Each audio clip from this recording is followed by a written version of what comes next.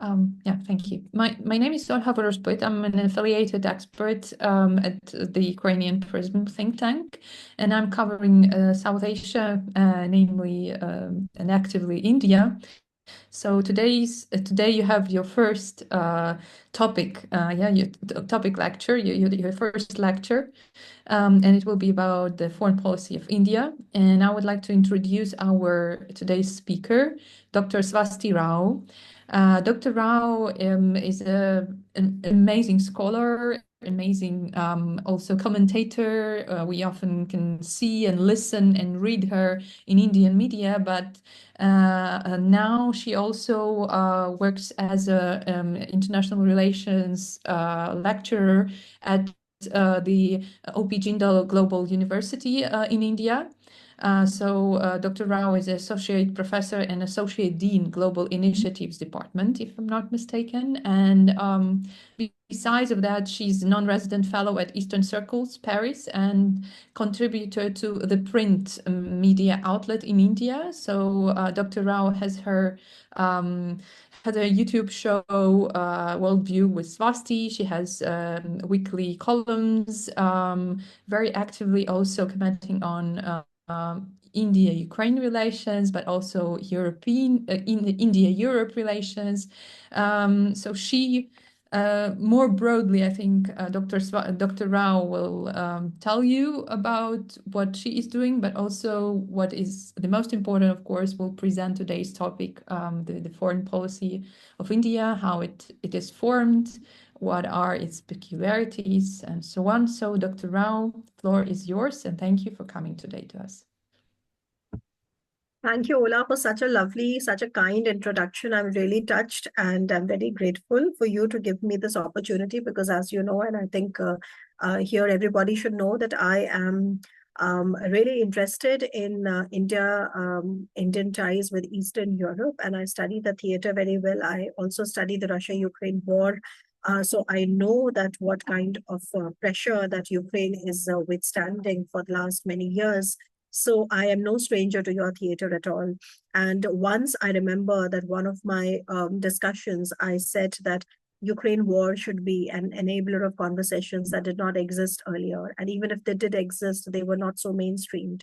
And I feel that these kind of activities that we are doing today is also about mainstreaming those conversations. So congratulations to you on that. And like you mentioned, I am going to keep my remarks for about 20-25 minutes. And I would rather encourage all these students here and anybody who is interested in asking questions, because that's where I think you are going to learn more about India's foreign policy, especially as we come to the foreign and the current times. So very quickly, let me just begin formally and say that India's foreign policy, like any other country's foreign policy, is constantly evolving. It has always been a product of its environment and its circumstances. As you know, India is a 5,000-year-old civilizational state, but a very, very young nation state. And when I say a young nation state, of course, it's older than the Ukrainian, so to say, modern nation state, because you became a different nation only after the collapse of the Soviet Union, even though your history goes really back. So in that sense, I think you can understand very well that India was a colony of the British Empire, and finally we got independent in 1947. And as India got independent in 1947, the Indian subcontinent, or the colonial India, was divided into two parts that you see today as India and Pakistan. And then a few years later, in 1971, the Pakistani state was broken down into another part. So that gave birth to three countries out of that one big colony that India was. So India was in the center. On the west, we had Pakistan, and on the east, we have Bangladesh. And this is just to give you a bit of a picture on where India is. But what you see in terms of foreign policy, so India's foreign policy evolution as a nation state begins after 1947 for very obvious reasons. Now, very quickly, of course, we are going to be talking a lot about where India's foreign policy is right now. But at the same time, I think we need to just get back and just tell you a little bit that when India became independent, of course, that was the time of the Cold War. And in the Cold War, on the one hand was the Western Bloc, on the other hand was the Soviet Bloc. You from situated in Ukraine, I don't need to tell you anything about the Cold War or about the Soviet Bloc, but what I can tell you is that India back then tried to pursue a policy of non-alignment. Uh, Non-alignment, simply put, shows that India's foreign policy did not want to prescribe to the certain blocks and instead try and have a strategically autonomous position. But you can also now understand that because this particular period was also a period when India was a newly independent country, was fairly poor, and was fairly having these challenges of being a new independent country. So therefore, you could see that while India did not wield much influence in the international circuit, but it did try to rally countries of similar thinking into what it called the non-alignment movement. And this non-alignment movement was basically spearheaded by the Indian Prime Minister, Pandit Jawaharlal Nehru at the time. And also the other luminaries of the non-alignment movement were, were Indonesian President Sukarno, also Kwame Nkrumah from Ghana, also, Yugoslavia, if you remember, former Yugoslavia was also part of it, and a few more countries that really put together, the Egyptian leader at the time. So most of these countries got together and formed the non-alignment bloc. And in simple terms, the non-alignment bloc was basically to try and give a third viewpoint and try and rally those countries together that had a common colonial experience. And also this was a time, so after 1947, to about the next one decade, you also had this time when India started to really sort of have this common conversations on global platforms along with different countries from Asia, from Africa. So this was in many ways a kind of a pan-Asianism, pan-Africanism, non-alignment that really sort of underscored what India's foreign policy at the time was all about. Now, despite that,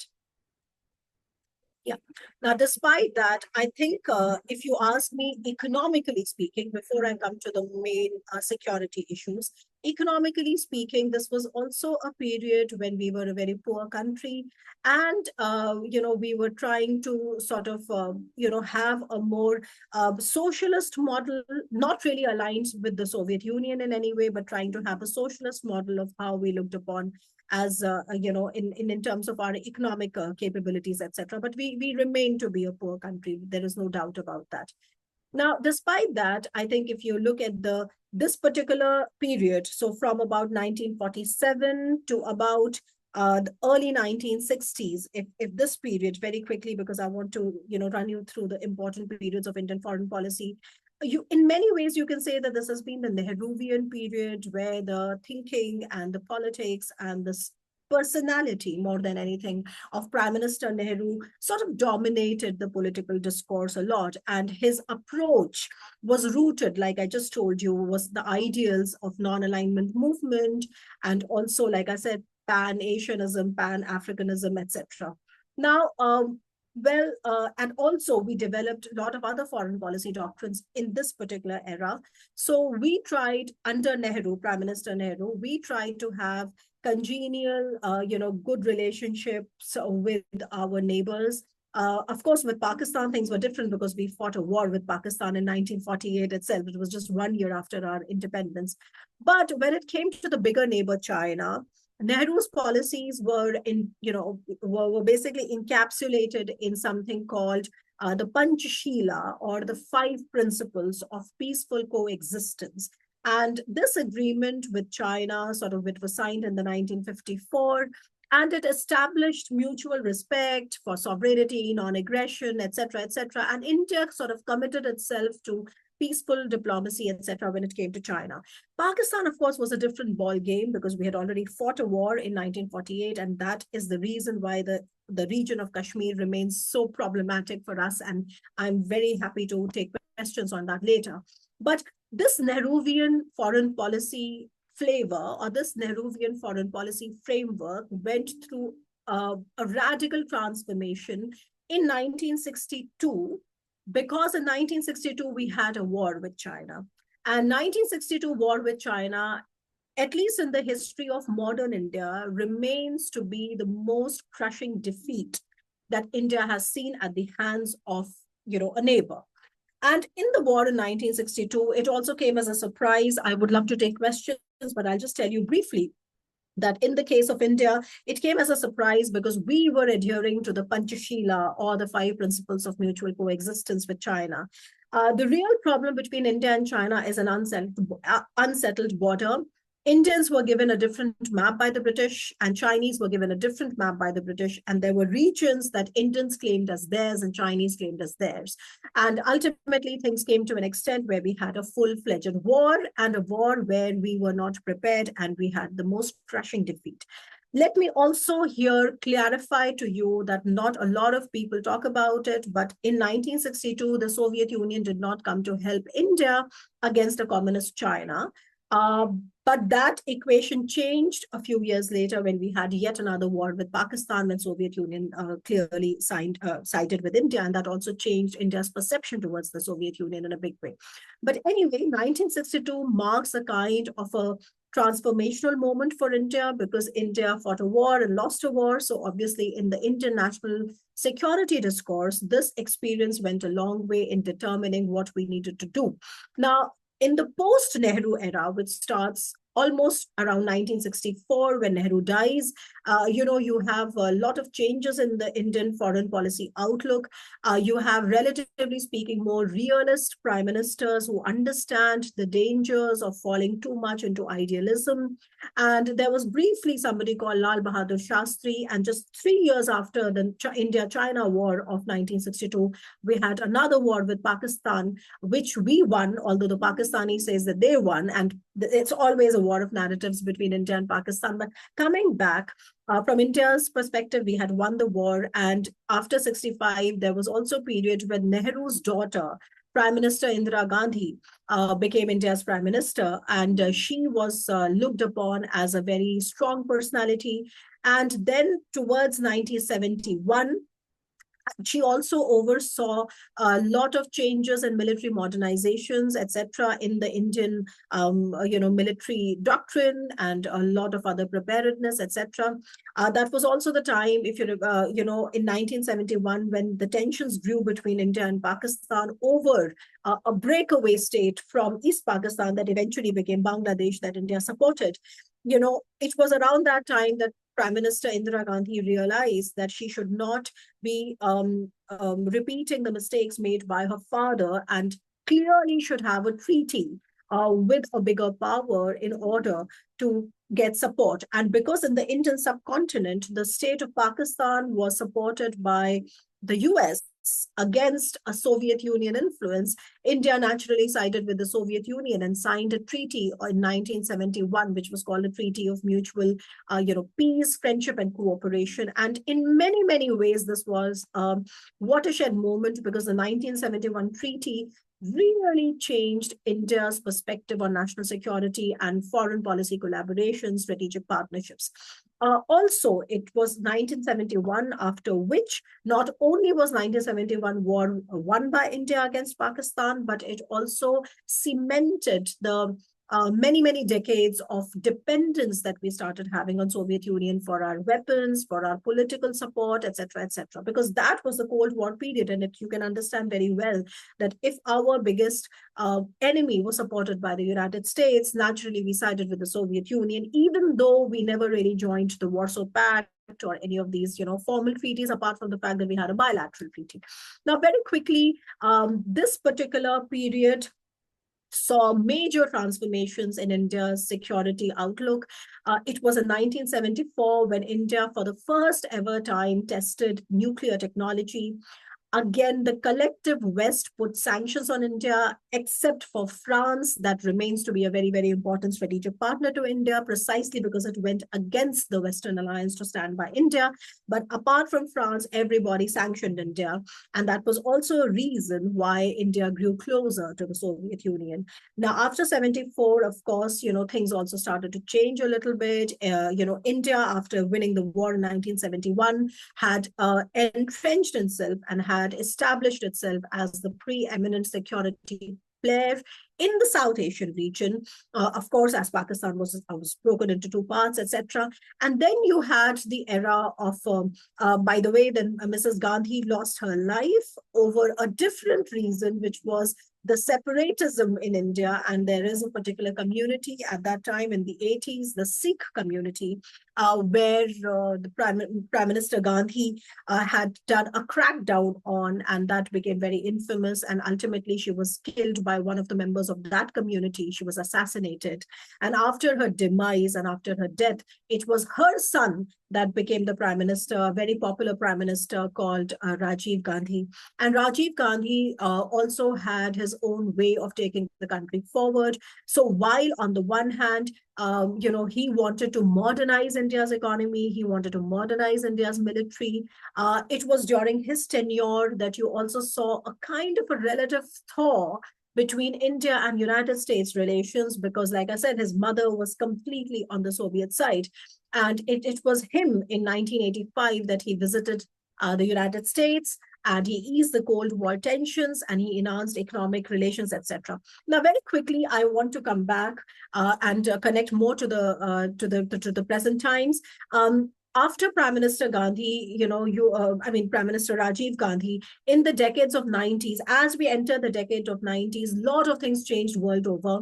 Very quickly, you know that for the rest of the world, it was the collapse of Soviet Union, which was the most important geopolitical shift.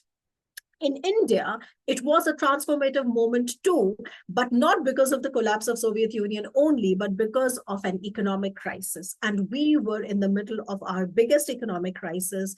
And it was our prime minister then that introduced significant economic reforms, which included liberalizing trade policies, privatizing state-owned enterprises, and opening up to foreign investment. So this was in many ways, a transformative moment for India again. And with this, we also saw that our best friend, the Soviet Union, had collapsed, and therefore we were forced to bring new elements into our foreign policy. So some of the new elements that we started seeing in our foreign policy in the decade of the 90s, one is called the Look East policy, which was also introduced by the then Prime Minister, P.V. Narasimha Rao, which basically said that now, since there is no Soviet Union, we have to look at our neighborhood. And in the immediate neighborhood, there were tensions because of Pakistan, etc. So you have to look even east, more towards the east. And this was aimed at strengthening India's economic and strategic ties with Southeast Asian countries, with Japan, with the broader Asia-Pacific region, etc. And this was also back in the 90s, of course, China was not so powerful. So we also tried for a while to have this triangle, the strategic triangle called the RIC, the Russia, India, China. But it didn't go too long because of the internal tensions that started emerging between, between China and between India, etc.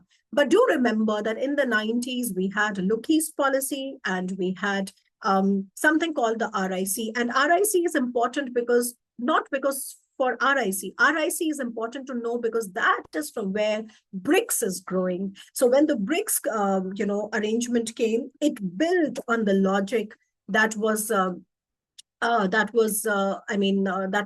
upheld by the Russia, India, China triangle. And therefore, BRICS came out of that. Now, very quickly, it was also in the late 90s that India's security doctrine underwent yet another change, because it was the first time when India tested nuclear weapons, not just technology. So 74 was technology, 98 was weapons. And that was also the time when we fought another war with Pakistan, and we had a very strong prime minister by the name of Atal Bihari Vajpayee. But then again, come year 2000s, and we start to multi-align more and more. We sign, get into a civil nuclear cooperation agreement with the United States. There is also a 9/11 happening in the world, which is shifting America's interest from Pakistan and trying to engage India. So, I mean, if you carefully start seeing, India's foreign policy is changing because of the pressures of the outside world. We are trying to engage as many blocs as possible. We are trying to renew our conversations with countries like the United States, etc. But if you really ask me, it was also, yes, I know. I should finish now, right, Ola? But it was also because this is also a time when India really emerges as one of the biggest services exporter, and Indian engineers and Indian software experts, etc. They start coming to the United States and start playing such an important role in Silicon Valley, etc. And slowly, India is trying to become more and more embedded into the global economic, picture. Now, very quickly, I'll just say the last thing now before I go. 2014 again was a big change with Prime Minister Modi becoming India's Prime Minister. This is not to say that important things didn't happen before, but this is just to sort of, shorten it down. Just Swasti, sorry for interruption. You have more time. You have almost 1 hour for the whole lecture, and then like 20 minutes for Q&A session. Oh, okay. So you have more all right, time. All right. But So you have plenty of time still. Okay. No, I will still, like to speak a little bit more. So I will just, try to wrap up. But okay, I'll go slow. So very quickly, I think then if I have some time, then what I can say is that let me just finish this and I'll come to other elements. So if you look at, carefully in the decade of 2000s, there is yet another very important feature coming out from Indian foreign policy, which is also rallying around counterterrorism. Because, what has happened is that in the 90s, when India was facing so much terrorism from Pakistan, the problem was that the global opinion on terror was never really supporting India's voice. But those things really changed after 2001, after the 9/11 attack. And then India found that even on terrorism, the Indian side and the American side can have a lot of common convergence. And that really India started to have a lot more and more of American attention. So that also changed in many ways how India looked at the Western powers, especially the United States.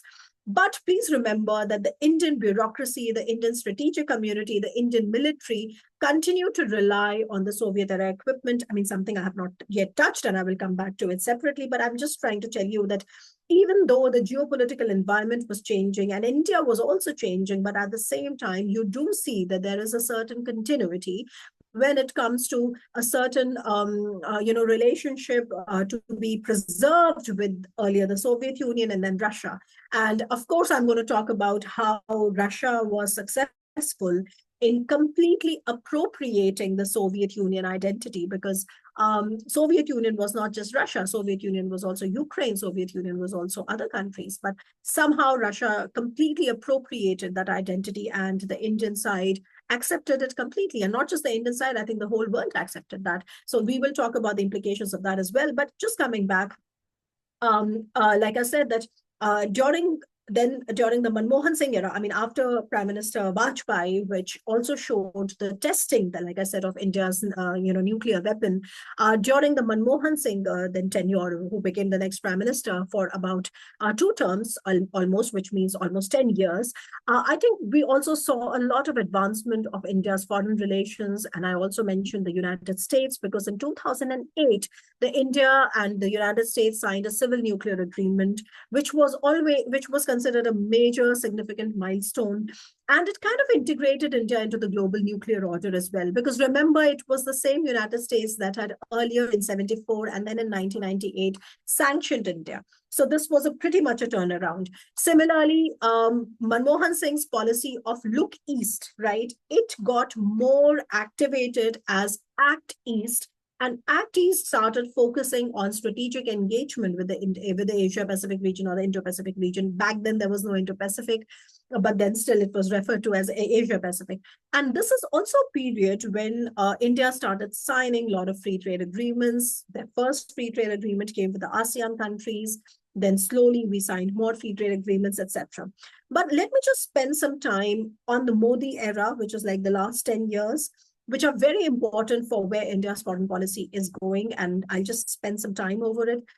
So when Prime Minister Modi became the Prime Minister in 2014, I mean, he won the elections because he embodied a certain assertive and a certain strongman image compared to the Prime Minister. And Prime Minister Modi, when he became the Prime Minister, he also brought about certain changes. So the first thing that he started doing was that he tried to engage the neighborhood again. He said that the previous prime ministers had started looking too far, and then we also need to look at the neighborhood. So the neighborhood first policy was one of the signature changes made by the Prime Minister Modi. And just for your clarity, India has always had a neighborhood policy. But if you look at how the global changes were happening, and India was forced to, look more eastward and then maybe build ties with the United States, etc. So there was a criticism that India is not doing enough to engage its neighbors, okay? And anyway, there is a multilateral organization which is called SAARC, the South Asian, multilateral organization.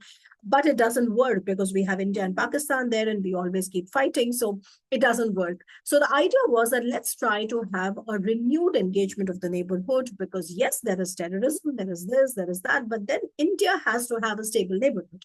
So I think that was important. That was the first thing he started. The other thing that, Prime Minister Modi started in the first era was less to do with foreign policy and more to do with domestic economic policy. So that was also a time when he started the demonetization, which landed a lot of, I would say, economic damage to India's short and medium enterprises, the SMEs. And he also took upon this massive task of devising a GST, the tax. So the tax policies were also revamped under him. There was also demonetization, not necessarily a very good thing. But because Modi had won the election on the promise of majoritarian sentiment, there was a majoritarian sentiment in him. He also did something that no other Indian Prime Minister had done earlier, and that was the abrogation of Article 370 in Kashmir. Because if you remember, very early on in my lecture, I had told you that Kashmir happened to be a problem between India and Pakistan from the very beginning, and India became independent in 1947 and fought a war with Pakistan just 1 year later. That was on Kashmir. So Kashmir ever since has been a kind of an unsettled question. Pakistan occupied a region of Kashmir, and then after a few decades, Pakistan has ceded a part of that region that they had occupied to China, and that's called the Shaksgam Valley. And China, in turn, has over the years built their bases. So today, I mean, I am going to come to the main thing and today's times, but just keep this in mind that Kashmir was always an unsettled question for India. And with Prime Minister Modi becoming the Prime Minister in 2014, 2019, so 5 years after he became Prime Minister, he abrogated the Article 370, which was a special article of the Indian Constitution, and changed the status of Jammu and Kashmir, mainstreamed it, more to sort of become a more integral part of India. So the constitutional arrangements that gave a special status to Jammu and Kashmir were changed in 2019, and we call it the abrogation of Article 370. So Prime Minister Modi did it because in his eyes, it was about the unfinished project of the Indian nation state that was not handled well enough by previous prime ministers, and therefore he took that responsibility upon himself because he was seen as a strong man. Now, that was just one part of the thing. In the second tenure of Modi government, which starts after 2019, because in India, the prime ministers are chosen for 5 years. So 2014 to 2019, and then 2019 to 2024, and then he won again in 2024. So right now it's his third term. But now let me come back to the second term. Also remember that Modi, when it came to handling Pakistan, of course, he was much more assertive than previous prime ministers, frankly. It was also under Prime Minister Modi that India did very offensive strikes on Pakistan in 2016 first and 2019 later. Excuse me. India also changed the status of Jammu and Kashmir and said that it was an internal matter. We had to settle it. But most importantly, when it came to China, India continued having a very, very cautious approach because if you remember, let me just rewind a little bit back and take you to the RIC triangle of the 90s. You know, RIC grew out of this anti-Westernism because RIC, if you remember, that was an era of the 90s when Russia was also quite weak. China was nowhere. China was a poor country, and so was India. And these countries found themselves to be at the receiving end of the Western supremacy. And they thought that it is better to rally together in order to sort of have a common united voice at United Nations, at WTO. Of course, they were not yet members, but the IMF, etc., etc. Because these are countries that are not essentially part of the Western order, and yet are big countries where countries that the world cannot really afford to ignore. So for a while, like I said, the RIC logic was really working. And like I said, in the early 2000s, of course, there was a Goldman Sachs report that also said that these countries are going to be the powerhouses of future economy because these countries are going to have the maximum number of people, China and India, of course. I mean, it's self-explanatory, isn't it? India today is the most populous country in the world. We are about more than 1.5 billion people, and China is just a little bit behind, and Russia is a big country. So the logic was very much there. What started to change in the year 2012 was, I mean, the change, many would argue the change has started to come earlier, but it started to show in 2012, was the coming of Xi Jinping in China. And Xi Jinping came to China with a certain agenda, and he wanted to unite the Chinese races. He did not care about, political, so to say, correctness like his predecessors had. And even though when India tried to have the same continuity about China, so we tried to engage China. By the way, please remember that India and China have a border dispute. We have fought wars. We have lost wars. Okay. There's one war, small war that we also won, but that's inconsequential in many ways because India and China today has the world's longest border dispute. Okay. And we don't have the material capacity to really tackle China. So we try to manage China. And that's what successive governments have been doing. So even when Prime Minister Modi came, and despite all the strongman image that he has, when it came to China, his initial policy was to manage China. And that policy is called constructive engagement, which means that, okay, there is a problem, but what we will do is that we will keep the problem behind us because earlier prime ministers had spent a lot of time in developing confidence-building measures between India and China. And he said that, so in that term, the policies of the UPA government, which is the Congress government, the Manmohan Singh government, and that was there, for two times. So from 2004 to 2014, the 10 years. So 10 years of the UPA government and the first 5 years of the NDA government, which is led by BJP, where Prime Minister Modi is the leader. You will see a continuity when it comes to handling China. When it comes to handling Pakistan, yes, you can say things are different. Modi is more of a strong man and Modi is more assertive. But Pakistan is an inferior enemy to us. China is the main enemy.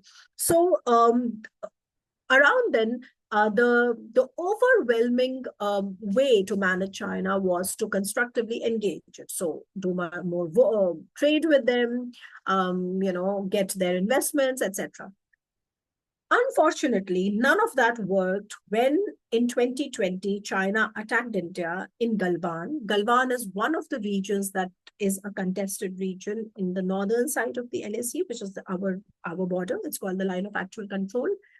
And for India, that was a complete erosion of strategic trust with China, because like I said, that we had spent the entire decade of the 90s to try and build confidence building measures. So we said that, okay, there is a problem, but what we are going to do as mature nations is that we are going to handle the problem. We will make sure that we follow the certain SOPs whenever there is a problem. And in a complete disregard for all of that, China attacked India and we lost about 25 soldiers. And things really started to deteriorate. And also by then, frankly, even though India and China and Russia had made this grouping called the BRICS, but especially after our trust started to erode in China, these kind of groupings became also they started having very limited utility for us. But we are still in those groupings because we want to engage other countries there as well. And also because so far we were always thinking that Russia is a friend of ours who is always going to support us. Russia is still a friend to India, but Russia's standing in the global order has been diminished because of this long war of attrition with Ukraine that it is not able to win. So I will come to that later, but I'm just trying to run you through so that you have an idea. So very quickly, what is happening is that after the 2020 April incident, where China completely erodes India's trust, you see that around that time, India also makes a fundamental change in how they are viewing China. Also, India starts to make certain very, very visible changes in terms of their weapons procurements. And you will see that India is also now trying to multi-align with other countries, understanding that China is so big that we cannot tackle it alone. So one of the biggest reasons, and by the way, in the world, especially in the United States, there is a Donald Trump now in 2016 when he first became president, and he comes to the White House with this determination that he is going to end all wars, he is going to bring back the boys home, etc., etc. And in 2020, the American presence in Afghanistan is just ended abruptly. And India is left alone because India also had a lot of investments in Afghanistan. And all the American geopolitical, geostrategic focus is shifted to Indo-Pacific. And therefore, if you look at the Indo-Pacific region, India happens to be at one of the key positions, which is a kind of a melting pot. I mean, it's like a middle ground for the Indian Ocean theater and the Pacific Ocean theater. So naturally, India then becomes a very, very important partner to the West.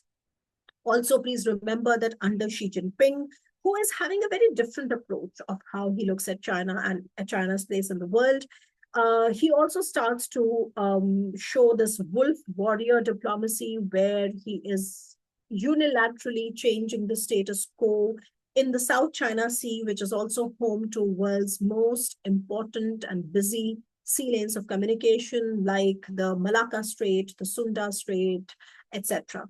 And the whole world realizes that what China is up to can really turn into something uncontrollable, and therefore the rules-based order, the freedom of navigation, and these terms become very important. And for all of these countries, India starts to emerge as a natural partner because India is the largest democracy. India is also, Indian economy is fairly big. It is on its way to becoming the third largest economy in the world. India is also a services power, which means that India exports services to the world. And it is frankly not possible to ignore India in that region. So India emerges as a natural partner. But then come COVID, of course, and the whole world is stuck for a while, for 2 years. And then comes the Russia-Ukraine war, which also became a test for India's multi-alignment. So I have run you through all this, and now I will just talk about specific things. Now you know the story, and now I'll tell you just specific things. Today, if you want to understand the 4 or 5 most important objectives or most important trends in Indian foreign policy, how would you present that? The first most important trend that you would see in India's foreign policy is that from non-alignment, we made a shift, a gradual shift to multi-alignment. Now, you can argue that non-alignment and multi-alignment would mean the same things. They are not same, and yet they are very similar. Non-alignment means a kind of a passive neutrality because you are too small, you're too inconsequential, you really cannot play a role in the world. So you just don't align, it's like very, very passive. Multi-alignment is that your value in the world is rising, your influence in the world is rising, your economic influence in the world is rising, your diaspora influence in the world is rising. And therefore, what you do is that you still do not take sides, but you try to have as many friends as possible. So non-alignment to multi-alignment, from passive to active, is one shift which is very, very much there, and it is very important. That's the first key takeaway of how would you list the most important characteristics of India's foreign policy today. Second would be India's push for multipolarity. India believes in a multipolar world where India itself is a pole. Now, you can argue in whether India is a pole or not, and you can also argue whether there is multipolarity in the world or not. But it goes on to suffice that India looks at the world in terms of many poles, in terms of multi-alignment, and India says that no one or two countries should dominate the world. And therefore, India finds itself with as many groupings. So India is a part of Quad, India is a part of BRICS, India is also part of SCO. Some work, some do not work, but India is still there. So multipolarity, the vision of multipolarity is very much there. It's the second most important thing. The third most important thing is that you see that there is a shift made from the continental domain, which is the upper half of India, to the maritime domain, which is the lower part of India. Why I say this is very important is because, as you can totally understand, when India became an independent country in 1947, it had two disturbed borders, one on the west with Pakistan, one on the east with China. Both these borders continue to remain problematic. They still remain. We are still fighting with Pakistan over Kashmir. Pakistan is still harboring terrorism into India over Kashmir. With China, I just told you, it's the world's longest disturbed border in China. The situation is really bad. We are only managing it, but whenever it gets flared up, it's very bad. It's still there. So it's very, very understandable why did you have so many decades in India completely obsessed with the continental domain, that we have a problem here, a problem there, and how do we then form our alliances, or not alliances, India doesn't believe, but this is to tell you don't take it literally, just to basically tell you that how is India forming its friends and its partners in order to try and look at Pakistan and China. So for China, we try and make friends with Russia so that Russia can handle China. Also, we keep our own efforts. Sometimes they work, sometimes they don't. For Pakistan, we are always making outreaches to the United States, etc., to the Western world, etc. But what you see happening in 2014 is this a major shift coming, because India is now making a transition in terms of a foreign policy construct towards the maritime domain. Why? Because, like I said, the global attention is also shifting towards Indo-Pacific, and India realizes that, oh my God, here is a space which is going to be futuristic, because, of course, the blue economies and the vital lanes of communication, etc., everything is here. India is the most important, blue water navy in that region. A lot of people would say India is not a blue water navy, but anyway, India considers its naval capabilities to be pretty, I would say, professional and pretty modern in that region. And to also realize is that the biggest powers in the world are looking at Indo-Pacific. So this is also our chance to sort of, join them and bandwagon them, and also tell them and convince them of our importance. So this shift from the continental domain to the maritime domain is yet another very, very important characteristic in the Indian foreign policy, especially in the last 10 years. And this maritime policy can be best encapsulated by some tools. The first tool is called the SAGAR doctrine. SAGAR is an acronym, SAGAR. You can expand it as security and growth for all in the region. And SAGAR stands for SAGAR. And then in 2018 came the Indo-Pacific Oceans Initiative. India had already become a part of Quad, if you remember, under the first presidency of Donald Trump, when it was more formalized, even though it remains to be informal, but at least more given more importance.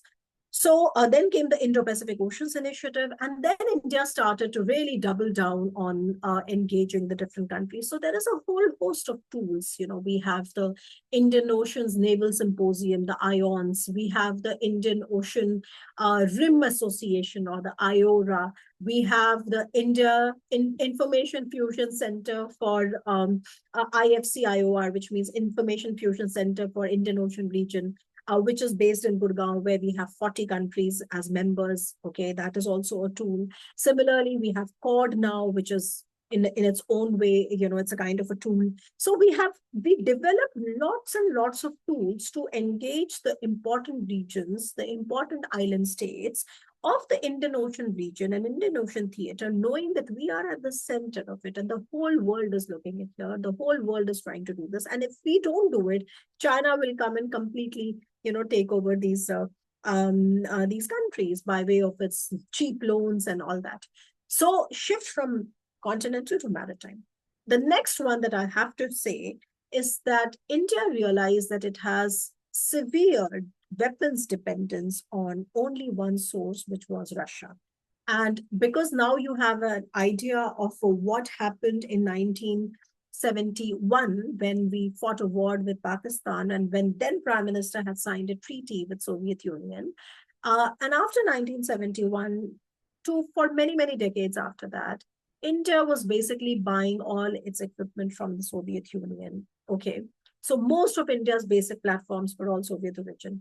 And what we realized was that this over-dependence is not good for us. So successive governments, in the from Manmohan Singh era, I mean, it's like in the last 20 years or so, successive governments had tried to reduce this dependence, but it was not happening.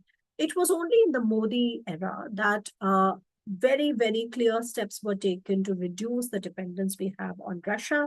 And the Russia-Ukraine war, of course, played a role there, because not only is India seeing the performance of the Russian weapons, frankly, I mean, the large part in India, they still remain very, very supportive of the Russian weapons like S-400s. But India made some very, very constructive, obvious steps away from Russian weapons. Please remember, France was also a very important and trusted partner for us. So now if you look at how things are, you will see that today, even though India is still dependent on Russia for the legacy platforms, because the old weapons, you can't really change them so soon. And Ukraine was also helping them modernize some of them, but Ukraine is at war itself. So things are different, but we still get, for example, the gas turbine engines from Ukraine. So coming back, I mean, today, even though Russia is still one of the largest suppliers because of legacy platforms, but for everything modern, we have already shifted to France, the Rafales, etc. You may be hearing. Also submarines. We have now the three most important defense industry partners for India are France, United States, and Israel. And then India is also forging new defense relationships with countries in Western Europe, etc., like Germany, Spain, Italy, a lot of these countries, Sweden. Now we are diversifying. We are also now wanting to, sell. And linked with this defense industry collaboration, defense industry ecosystem, there has been another change in India, which is that from a net weapons importer, India is on its way to becoming a net weapons exporter.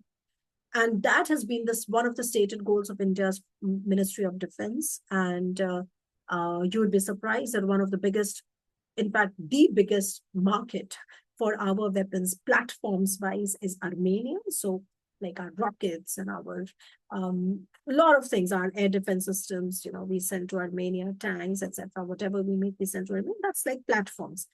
But in dual use, our biggest market is the United States, followed by France. So that has also been a shift that nobody really imagined, because India was always the world's largest weapons importer. So, and finally, you would see that India continues to remain multi-aligned, but my assessment of India's multi-alignment is this, that in today's times, you cannot understand India's multi-alignment in a historic sense or in the way it has been earlier. But today, India's multi-alignment is certainly not an equal distribution, which means that the kind of relationship that India has developed with the West, particularly with the United States of America, is the most important strategic partnership for India. And the technological cooperation, the defense industry cooperation, the emerging technologies cooperation, the diaspora, the remittances. As you can see that today there are certain countries which are much, much more important to India. And at the same time, India is continuing with the older partnerships such as with Russia. And a lot of times we get a lot of pressure from the world, especially with regard to the Russia-Ukraine war. And my personal opinion is different, which is that, yes, India should be critical of this war for sure. But at the same time, India's official position is that of neutrality. If you ask me to decode this a little bit, I would say that still there is a very, very strong Russian propaganda in India about the war, about NATO's expansion, about Nazi forces being in Ukraine. So in India that propaganda is very, very strong. And in the Russian propaganda obviously has an advantage in India because of its long-standing presence. But at the same time, if you remember, just a few minutes ago, I said that India's multi-alignment today is not in equal distribution. So Russia is becoming less and less important for India because it was the most important partner for the weapons, and now we have already shifted. So we will certainly keep buying some weapons because of legacy platforms, and we also have, in the many, many decades of our dependence with Russia, licensed production of certain weapons. You may have heard of the BrahMos missile, or you may have heard of the Sukhoi 30 MKI planes that we co-produce. So those factories are in India, those will continue to function. But for all modern equipment, we have moved away from Russia. And yet, Russia, especially because of the war in Ukraine, you saw that Russia, we started buying a lot of crude oil from Russia. We also got a lot of criticism from countries like Ukraine for funding the Russian war economy. But frankly, if you really ask me, because all the oil that we bought from Russia, we refined and we sold it back to Europe, mostly. So oil rerouting is really very complicated. You cannot make the Russian oil completely disappear from the world because that will create a lot of disturbance and turbulence in the international oil prices. But anyway, so what you see that when it comes to India's relationship with the West, it has grown in every which way. Just my concluding thoughts is that when it comes to the West today, India's most important strategic partners are the United States and France, followed by many other Western Western partners, such as, I said, the Germany and Sweden, and also Scandinavian countries, the Nordic countries, so on and so forth. Italy, of course, Indo-Mediterranean has also become very important for India. India is trying to make more strategic gateways into Europe, and I would love to have questions on that. That's what I work on. But despite that, one of the abiding characteristics that you see when it comes to India's relationship with the West is that there is still a lot of ingrained anti-Westernism in India. And if you've just been noticing what happened between India and Pakistan, we just fought a mini war over Kashmir again. And during that war, the kind of statements that Donald Trump made also fueled the same anti-Westernism that you cannot really trust the West, you cannot really trust the US, And whenever a situation like that arises, you will always see that Russia will try to manipulate the situation to the best of their abilities. So with terms to the West, they are very, very important and indispensable for us. We have our most ambitious FTAs with them. We have most of our diaspora there. We are earning remittances from them. But you do see that anti-Westernism remains. Under Prime Minister Modi, you will see that there has been a lot of outreaches made to Middle East as well, and especially to this country called the UAE, the United Arab Emirates, where India is in a different kind of a strategic quadrilateral. Like in the Indo-Pacific, we have the Quad. In the Middle East, we have another Quad. It's called I2U2, where it's India, Israel, United States, and UAE. And UAE is also quite important for us many, many ways. Similarly, of course, towards the East, I don't need to mention Japan here because Japan is a part of the West because it's one of the most advanced economies and part of G7 as well. But then just coming to China, well, we understand that the China factor cannot be solved by us alone. It is in India's interest to make sure that our ties with China remain below the threshold of war. But what we also see is that China is playing a very active role in supporting Pakistan against India. So obviously that kind of factors into our security calculus.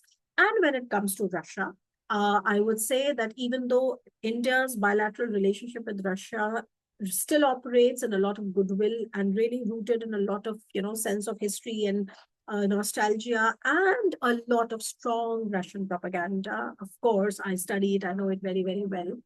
But despite that, there has been a diminishing returns to scale when it comes to India-Russia relationship because weapons are no longer Russian. So many we will keep buying some, but not so many. But what is more important today is the energy relationship. Now, India never bought oil from Russia. We only started buying because of war in Ukraine because we started getting it cheap. Otherwise, our traditional partners for oil are all in the Middle East. So we will see how that plays out. Very quickly, just the few takeaways is that India today is looking at more connectivity. India, when it looks at, for countering China's BRI, India's, wants to develop the IMEC corridor, which is going from India via the Middle East into Europe. India is also looking at the Arctic. India is looking at the Mediterranean, etc. India is looking at Africa. India is looking at, new regions in the Middle East, etc. I already told you. But so India today is much more looking more actively, viewing the world and trying to increase its footprint in different parts of the world, especially in the West. I see that there has been a massive increase in Indian footprint. Doesn't mean that it is also a change in Indian discourse, but at least on the Indian footprint, it is massive. It is also coming alongside the growth of India's economy. Of course, it's logical. But yet, there are certain challenges, and I will just, these are my last points, which is that India continues to have certain very basic challenges. One challenge is that India's defense budget is not yet grown in proportion to its GDP. So this has to grow in proportion to our GDP because our security challenges remain very, very, present. Secondly, India's efforts to try and make more in India under the Make in India program has not been very successful in the weapons department because, yes, there are some successes, some not. But most of the successes are basically about weapons or weapon systems which are assembled in India, not really made in India. So we get the kits and we assemble. So we have to change that. A lot of things are happening for changing that, and it will take time, but we will change. The third is that India is also, the challenge is that our manufacturing has not been able to grow as much. So all the China plus one diversification or de-risking discourse from China as Europe had or as the United States of America had, initially India became the most important player there. But because we were not able to really enhance our manufacturing, basically we still are not a manufacturing hub and we did not get as many FDIs, in proportion to our GDP, okay? So it is safe to say that India's economy and India's success story is basically driven more by consumption and services that we, of course, export so many services, right? And remittances, not so much from FDI and manufacturing, which is a challenge because in that scenario, when we strike free trade agreements, we are not able to utilize them properly. So these are some challenges. We are working very hard on that. Of course, the national security apparatus needs to be revamped because the war has returned in the whole world. Nobody knows it better than Ukraine. And very quickly, I think the last point I want to make, and I would love questions on this, is that Ukraine is going to become one of the most important strategic gateways for many countries in the world because when the reconstruction starts happening. And I wish and I hope that India is also present there and not miss the bus because it is going to be the big thing for next many decades when the war ends. So on that note, I will just finish my presentation, but please feel free to ask whatever you want to ask me.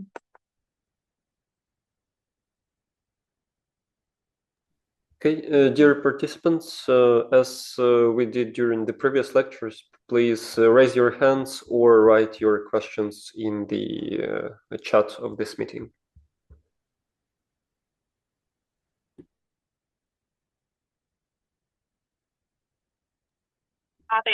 If there are no questions, I have one. Well, I can see one hand from Jana, so I think we'll start with her, and then, yes, Ola will return to a question. All right, Jana, please. Yes, hello, my name is Jana, and first of all, I want to thank you for this lecture. It is very interesting and many points to keep in mind. And I've got two questions. The first one, maybe you mentioned it briefly, but I still can't understand how exactly it's connected. When it comes to the issue of position of India regarding the war in Ukraine, there is always a point regarding deep historical and cultural relations between people of Russia and India. It appears, and it's like the first, as one of the first like justification of the position of India. Is it like, where does it come from? Which historical relations is it about? Is it about socialism or like other aspects? And is it more like a propaganda tool or to justify the geopolitical discourse, let's say, of India? Or is it like a real, the aspect which affects the position of India like in the real life? And the second question is, like from your point of view and your experience, which aspects of bilateral relations between Ukraine and India would you suggest us, like as Ukrainians, to focus on, especially given the current geopolitical environment and the discourse of multi-alignment foreign policy of India? Thank you.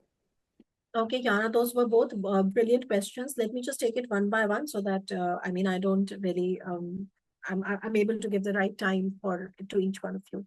Very quickly on Russia, I completely agree. This is a propaganda.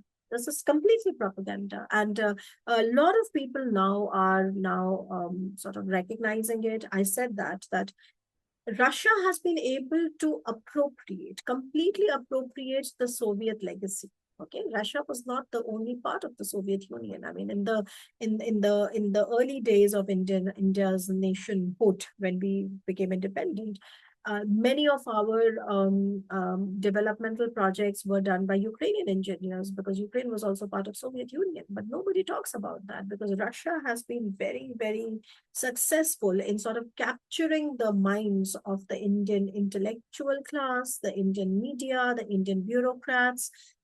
So that's on one hand, it's a success of Russian propaganda.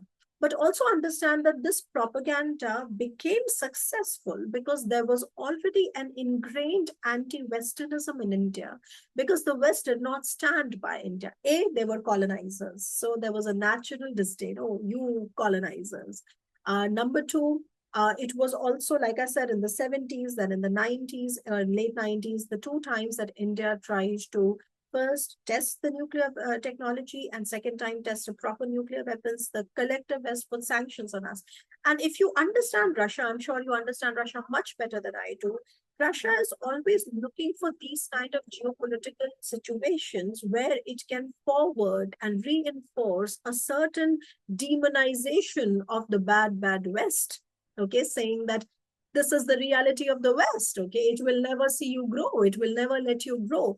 And because the Indian experience with the West has not been very favorable earlier, you do see that there is an anti-Westernism. I mean, I have no qualms in saying that the anti-Westernism is completely irrational because, yes, the whole essence of international relations is that, you know, there are no permanent friends and permanent enemies. It's permanent interests. So we have to look at convergences. But for some reason, you know, this whole narrative with Russia is completely, it's a very strong, deeply ingrained thing in India. And as you rightly said, that this reflects then in India's position. You asked my opinion on it. I would say that political neutrality is not really a problem, because there are many other countries like Saudi Arabia or UAE that are also neutral in this war, that have taken a neutral position, but at the same time are doing much more in terms of mediation efforts, in terms of return of prisoners of war, etc., etc. When it comes to India, my bigger problem and criticism, of course, is the historical part, is that, you cannot let one country completely appropriate the Soviet legacy, which is a historical part, etc., which requires more historical understanding. But my other criticism of Indian stand on Ukraine comes from the fact that it's not political neutrality that bothers me. Not everybody is supposed to take some stand. I mean, today, just now we had a problem with Kashmir. What was Ukraine's stand? Okay, it's not that. What really bothers me is the intellectual dishonesty that I see often coming out from members of my own fraternity that try to justify the war of aggression of Russia into Ukraine, saying that this is because NATO expanded, this is because there are Nazis in Ukraine, and it's complete propaganda. Okay, nobody really bothers to go to Ukraine. I have been to Ukraine 4 times because I study the war. I know the theater very well. I also know the many, many complex histories of NATO expansion, how it happened, why, etc. So, of course, I know. But one of the things that I then want to do is that I want to sort of mainstream this discourse. And from my own side, I try always doing it. Initially, Ola told you about this, the certain media engagements that I do. And it's not always, but many a times, I bring the Ukrainian experts and we want to talk about it. And, for you, I think nothing speaks like the way you have stood in this war. You have championed the drone technology in the world. I mean, you are a case study today. So maybe today there is propaganda, but in a few years, battle tested in Ukraine is the standard. Okay, so there is no way that the Ukrainian defense industry will not have a global impact, that your position will not have an impact on European security. It's just that we are trying to not look at it right now, because when Donald Trump came, you know how the narrative changed. And for a while, we thought that Donald Trump is going to support Russia against Ukraine and against Europe. So India is just trying to buy time. But if you really ask me, yes, I am critical of it, because like I said, political neutrality is not my problem. My real problem is intellectual dishonesty and, this kind of an intellectual laziness that you do not want to find out what is the reality. That's the first part. The second part of your question was on Ukraine. Very quickly, we are still dependent on Ukraine for our gas turbine engines. We still source them from Ukraine, and this is for all the frontline ships of our Navy. We are dependent. Then there was also programs of modernization of the AN-32 aircraft that we got from Soviet Union, but I don't know what is happening to that, because India-Ukraine military technical cooperation has also become very, I would say, closed doors, because the Russians are very much capable of derailing it. So Ukrainian side doesn't want to talk about it out at the open. Third, of course, is we need to really have a better understanding between academics, between researchers. In India, there is a very poor understanding of the East European security scenario. So one of the things that I do through my university, still in the process of it, is that I'm trying to put together a center for East European studies, which is focusing not on everything and economy and everything, but focus on security issues. So basically, how do you mainstream? In India, you will not find anything on India-Ukraine relations, which is peer-reviewed, we need to break that. Ukraine is a very important country. Like I said, it's a case study for us as well. And then, of course, if you look at the joint statement that came when the prime ministers met, our prime minister went to Ukraine, you will see that there are certain things about scientific cooperation, about, a lot of things. India can become a major humanitarian actor in the reconstruction of Ukraine. That's what I said, that Ukraine could be India's strategic gateway into Europe, because we are looking at developing in France, from Marseille, in Italy, from Trieste, in Greece, in Thessaloniki, the port cities. Okay, so ultimately, this is going to be in our interest. So these are short answers. The long answer is that we really have to sort of change this perception. Okay.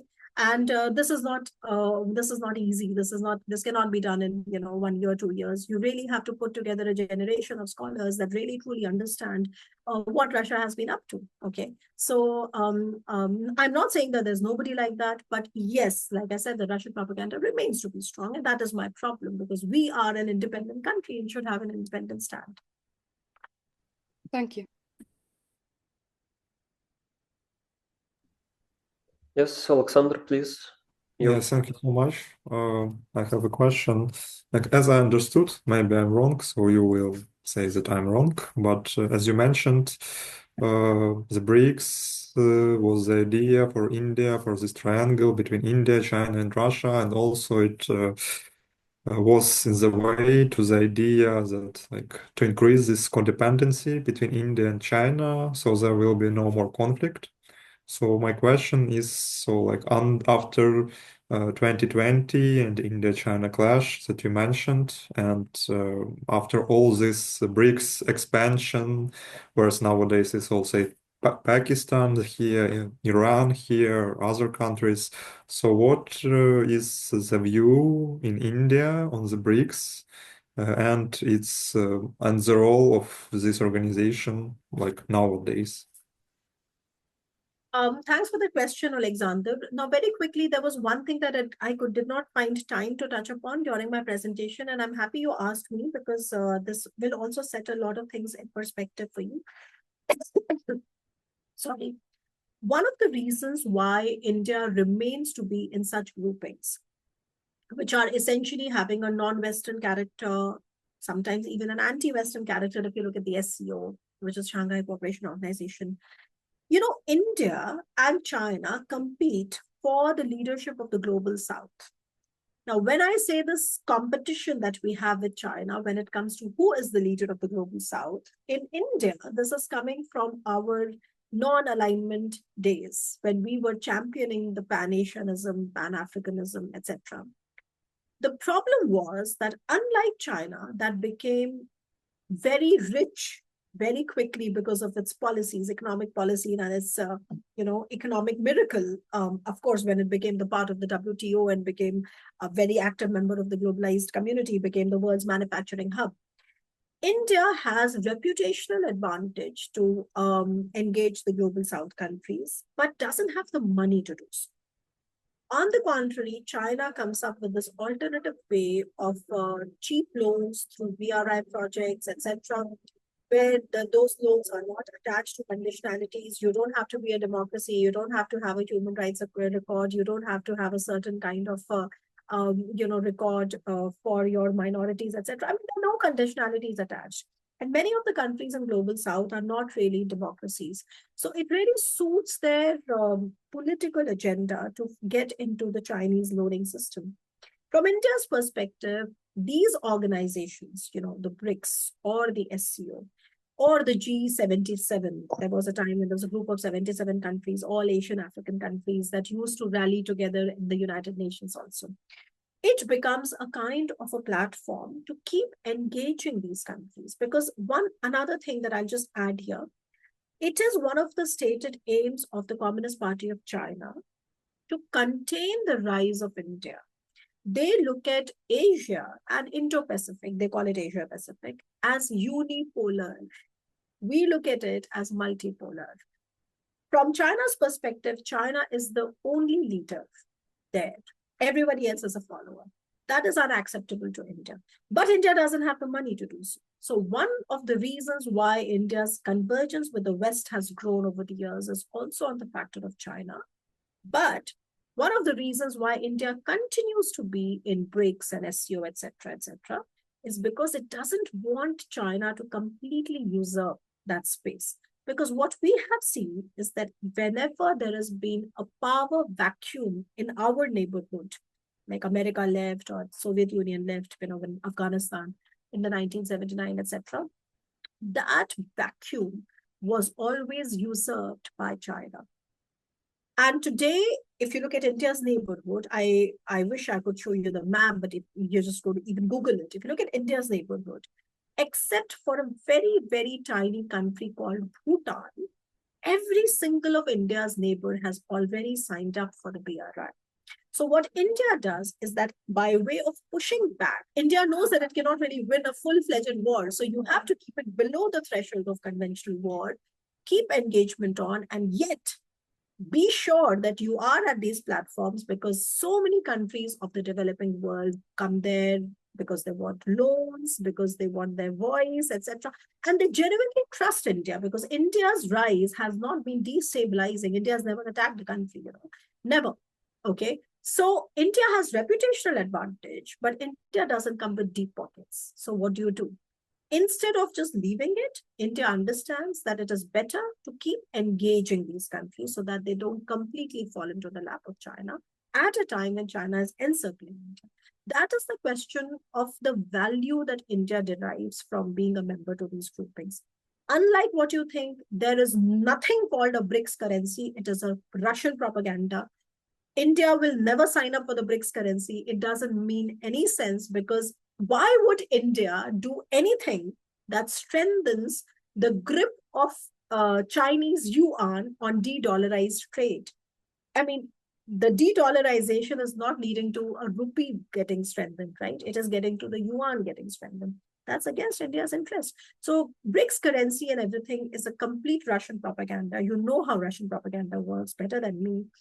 That is never going to happen. But India engages these countries because BRICS has something called a New Development Bank, which is also one of the instruments of giving loans. And that is the reason why so many poor countries from Africa and here and there come for it. And it suits India to keep engaging with them because if India is not there, it is completely running the risk of being dominated by China because even now Russia is a junior partner to China. Yeah, thank you so much. It's really interesting. Okay, dear participants, any more questions? Yes, Bogdan, you're welcome. Well, yeah, at first, I'd like to thank you for such an insightful lecture. It was really interesting. What I'm especially interested in is nuclear factor. So could you please tell me what role nuclear factor plays in foreign policy of India? Nuclear factor, you said? Yeah, nuclear Okay, factor. India's nuclear posture. Okay, all right. Yeah, sure. Yeah. By that I mean, is it still considered as some kind of instrument of deterrence, or is there some like other perception of it? Just like the overall vision of nuclear weapons in India. Yeah, sure. So that's an interesting question. So you know that India actually faced sanctions from the Western country twice in 74 and 98 because of the nuclear weapons, right? First, we tested the nuclear technology, then we tested the weapon. Both times, West said, okay, sanction. And many of India's foreign policy choices were basically shaped by those experiences. Now, very quickly, India is still not a signatory to CTBT. If you know what CTBT is the Comprehensive Test Ban Treaty. India never agreed to sign on it. India is still not a part of the NPT, the Nuclear Non-Proliferation Treaty. And yet India continues to be a nuclear power. And what is most interesting is the West has embraced India. Because India said that you cannot, we have China on the one hand and Pakistan on the other hand. China is a nuclear power. Pakistan also is a nuclear power. We have to have the nuclear deterrence, if you want stability. There is no other way. So it took some time, but I think the Western partners understand it now. And as a result, even though India is not a signatory to NPT, India continues to, not have the same problems. Okay, that's one. Now, when it comes to the stability because of the nuclear deterrence, yes, at a strategic level, at like that strategic level, there is a stability because India, Pakistan, and China, there are three nuclear powers, one after the other.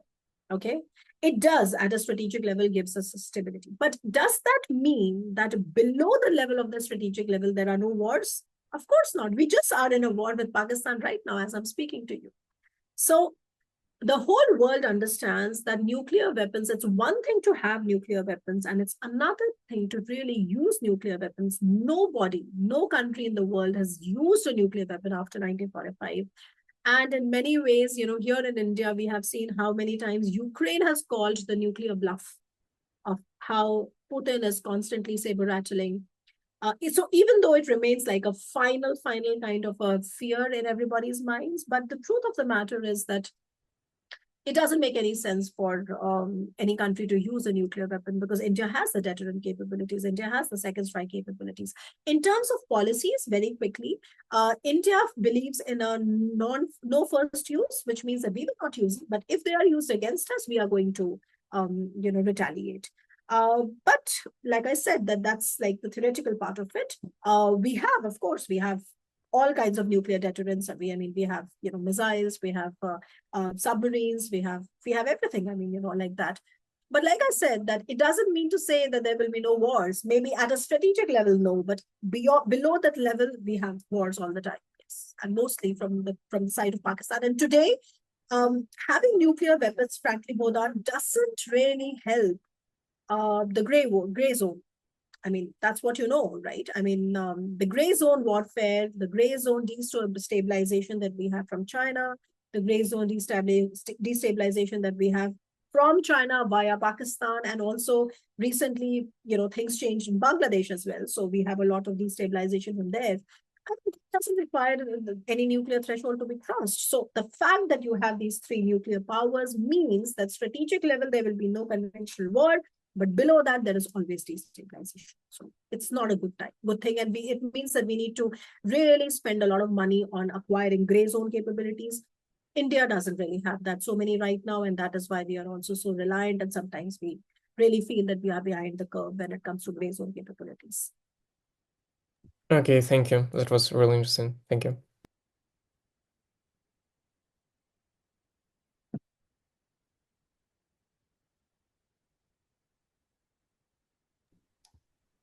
So, dear anybody else? Yes, do we have any more questions?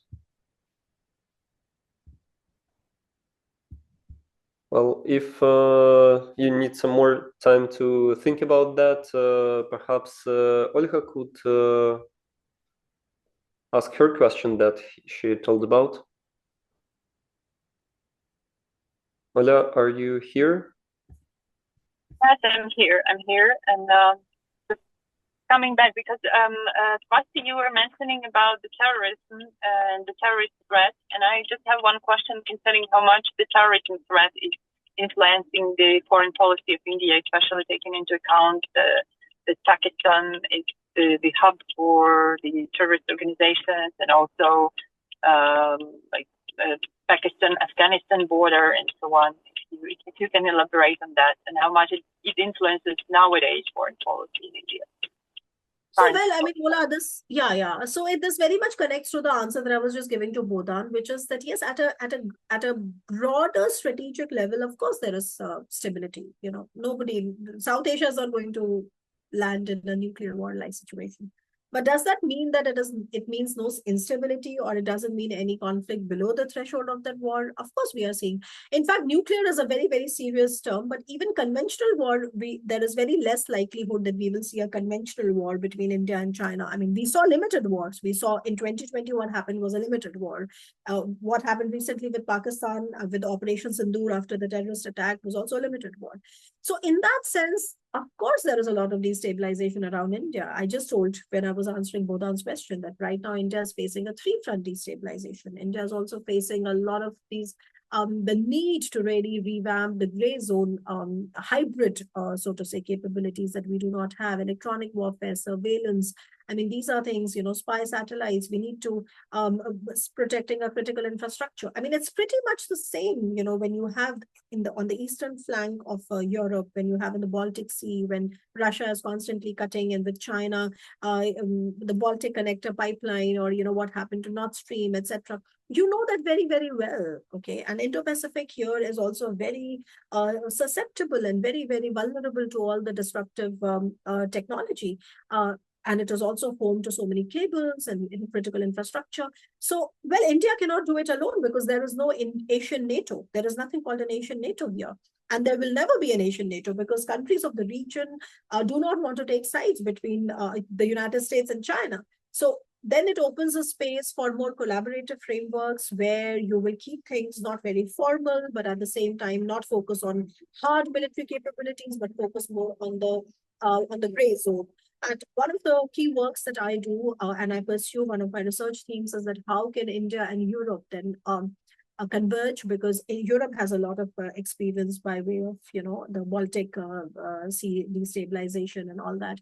And that know-how and technology and experience can be brought to the Indo-Pacific, because Europe is also doubling down on its engagement of the Indo-Pacific. So that is one place where Europe can take leadership along with India, because India is such an important country of the Indian Ocean theater. So that, if that answers your question, which is that at a final level, yes, there is stability, but it doesn't mean that anybody's life is made any simpler, because there is destabilization and these low-grade conflicts all the time. And terrorism, of course, here is a very, very big thing for us, which is always happening. Yeah. Thank you. Do we have more questions, Yehor, because I can't see you? So far, no, and I'm going to give our participants one last chance for now to raise their hands or write questions in the chat. And if there are no more questions, then we have nothing less to do than to express our gratitude to Dr. Swasti Rao for this quite comprehensive and interesting speech and answering all the questions about India's foreign policy and its relations both with Ukraine and other actors on the international arena. And we hope for productive future cooperation. So thank you very much, and thanks to all the participants who took part in the discussions. Yeah, thank you, Dr. Rao. It was amazing. The only thing I want to say is the next time when you have this engagement, let's have it in the earlier part of the day, because, I've been working since 8 o'clock in the morning and it's 9 o'clock in the evening now. So it's just like the end of my energy. But I would love to, Ola knows, I love to sort of work on India-Ukraine relations. Not the right time right now, but a lot of potential to grow. But thank you for giving me the opportunity. And please also feel free, Ola, to share my email ID with anybody here. They can just ask me anything that they want. I mean, I would always welcome that. And I'll try to answer to the best of my abilities. Thank you. Thank you, Swasti. And, the point was that we try to find one time for all our speakers around the globe. Sorry. No problem. It was just a very, because we are also in the middle of war. And just today I recorded one explainer on the drone warfare. And all the time I was just going back to the Ukrainian theater. And ultimately I said, listen, we need another session for Ukraine theater, because they are championing the drone technology. Let's come back to India, Pakistan. So I'm talking about Ukraine almost every day. But thank you so much. Okay, once again, thank you. It was a pleasure and honor. Thank you. Thank you. Thank you a lot. Bye. Thank you. Stay safe. Bye. Thank you. Take care. Bye.